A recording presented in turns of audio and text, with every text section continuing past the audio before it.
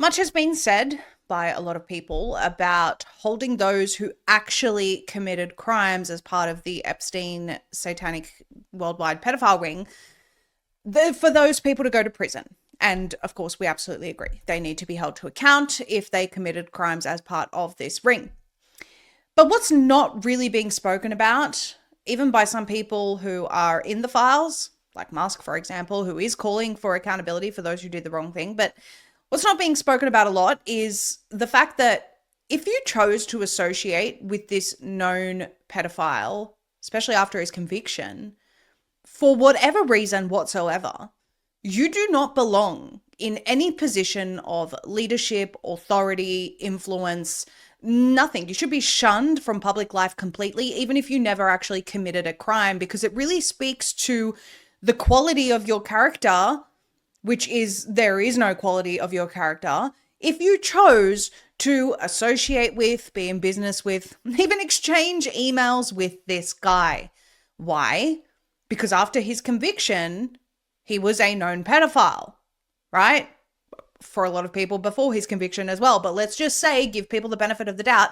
Once this person is convicted, this person is a known pedophile that's been convicted of pedophilia and therefore should not be associated with. And yet we have people that chose to associate with him even after that, perhaps visit his island, perhaps catch up with him for dinners, with Maxwell as well. Emails back and forth with these people like they're on very friendly terms. We see a lot of backlash right now happening in the UK. There are even calls for Keir Starmer to step down because of Mandelson and Prince Andrew and all sorts of other revelations that have come out of those files. And that is the appropriate response. If you had any association with Epstein, or you have people around you that you haven't managed to vet properly that were associated with Epstein, and that can be proved, you are not fit. And why is that? It's because we should not have pedophiles or people that associate with them in positions of power. It's pretty self-explanatory. So one of the people in the US that is getting a lot of heat is Trump's Commerce Secretary Howard Lutnick. Thomas Massie is calling for him to step down over his Epstein ties, and we'll let you listen to this interview now. Trump's Commerce Secretary Howard Lutnick said that he and his wife decided around 2005 to cut ties with Jeffrey Epstein. But the latest release shows that there was some correspondence after that, even after Epstein pleaded guilty to sex crimes in 2008. What questions do you have about Lutnick's ties to Epstein, and should he come before Congress and testify? No, he should just resign. I mean, there are three people in Great Britain that have resigned in politics. The ambassador from Great Britain to the United States, the prince lost his title for less than what we've seen Howard Lutnick lie about. Look, Howard Lutnick clearly went to the island, if we believe what's in these files. He was in business with Jeffrey Epstein. And this was many years after Jeffrey Epstein was convicted, lightly sentenced, but was convicted for sexual crimes. So he's got a lot to answer for, but really he should make life easier on the president, frankly, and just resign. If this were Great Britain, he'd already be gone. And just for the record, the Commerce Department says that he had limited interactions with Mr. Epstein in the presence of his wife, has never been accused of wrongdoing. I do want to ask you about Trump, because his name has been mentioned more than 1,000 times in the Epstein files. Do you think that he should answer questions to Congress, to maybe even testify about what he knows? I wouldn't go there yet. I think that most of the men that are implicated in these files, they're billionaires, they're friends of Trump, they're people who are in his social circles. To get justice for the survivors, I want to see those men brought to justice. Ro Khanna and I have tried to keep this from being political. In some respects, we've failed. The Democrats want to make this about Trump, and the Republicans want to make it about the Clintons. I want to make it about the survivors and getting them justice and transparency. Now, we have this article about Lutnick. It says that Lutnick and Epstein were in business together. The Epstein files show. U.S. Commerce Secretary Howard Lutnick said that he had limited interactions with Jeffrey Epstein, but documents show they were in business together as recently as 2014. Lutnick and Epstein each signed on behalf of limited liability companies that agreed on December 28th, 2012 to acquire stakes in a now shuttered advertising technology company called Adfin, documents released among the so-called Epstein files show. Epstein and Lutnick's signatures appear on neighboring pages in the contract, with Epstein signing for his Southern Trust Company, he and Lutnick for a limited liability company called CVAFHI. The documents list 9 shareholders in total. The article goes on. Lutnick, the former chairman of the financial services firm Cantor Fitzgerald, who at one point lived next door to Epstein, yes, they were next door neighbors, told the New York Post in October that he and his wife Allison had cut ties with Epstein in 2005, deciding after taking a tour of Epstein's New York townhouse, quote, "I will never be in the room with that disgusting person ever again." However, it appears Epstein and Lutnick continued to maintain contact, and emails show they arranged calls and planned to have drinks in 2011. The following year, the couple and their 4 children planned a visit to Epstein's Island, Little St. James, emails show, with his children. Yeah. Lutnick was invited for lunch on December 24th, 2012, and later Epstein's assistant wrote on behalf of Epstein, quote, "It was nice seeing you," end quote.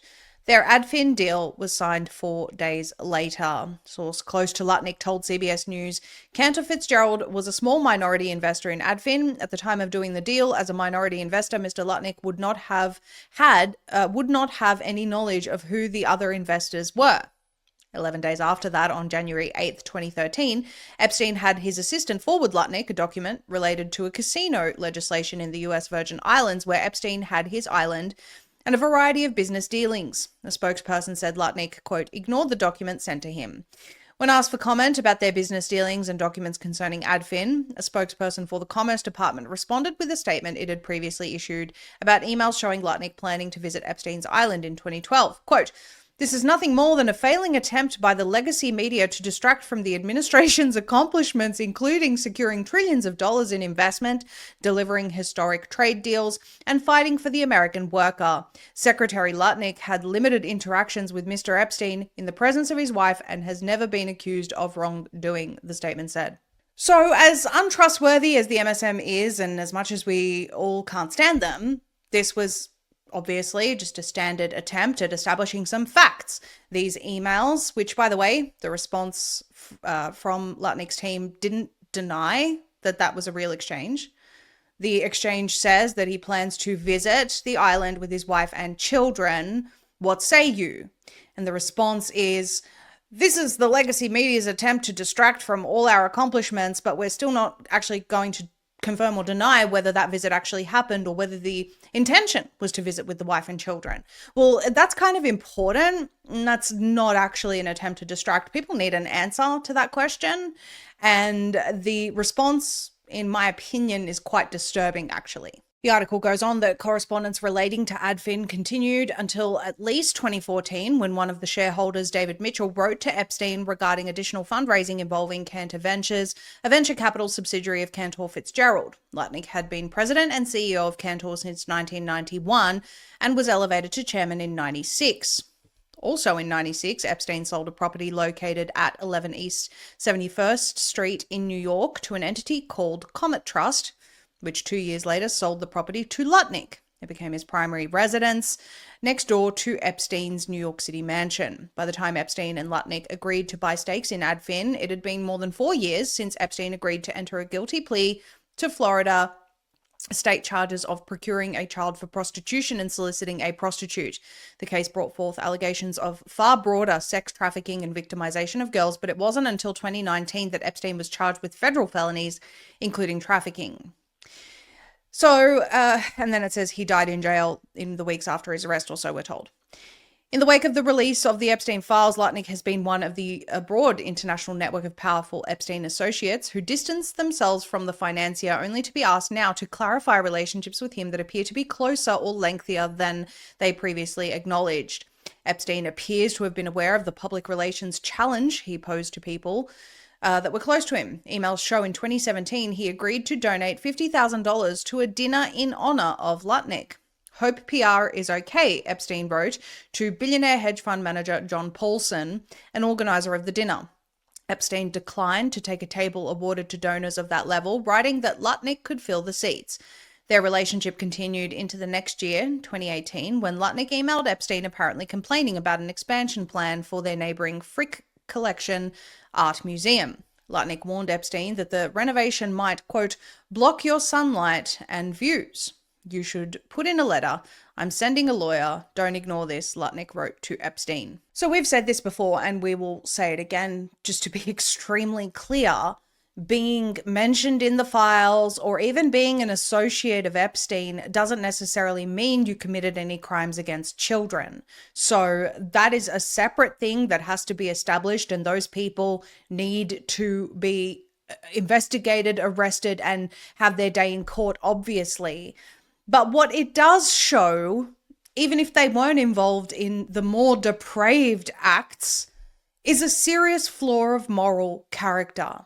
And one that, as we said at the outset, really has no place in any positions of leadership, influence, anywhere in public life, really. If we want a better future for this world, we can't have people like people that associated with Epstein, chose to continue associating with him after his conviction, again, giving them the benefit of doubt of that time point. We cannot have those people in any positions of power. And I think that's the sentiment that we're seeing online pretty much across every single country. Now, we just want to add something here. There have been some questions over the accuracy of some of the content of the files based upon the OCR, optical character recognition, which is a technology that converts images of typed, handwritten, or printed text, such as scanned documents, PDF files, or photos, into machine-encoded, editable, and searchable digital text. This is actually an example I've previously discussed, which even Rep. Teresa Lega Fernandez spoke about. In the screenshots floating around online, it appeared as though this exchange said, new Brazilian just arrived, sexy and cute, equals 9 years old. But then someone clarified this, and this appears to be the case for a lot of these files. Beware of the equals symbol. This is what the PDF file looks like. And we've clicked on the link, and yes, indeed, it does say 19-year-old on the DOJ release on the original PDF. And this person responds with, I've just given you a link to the original document at the official source, which is the justice.gov site. If someone has downloaded and OCR'd that document, the OCR stuff has messed up.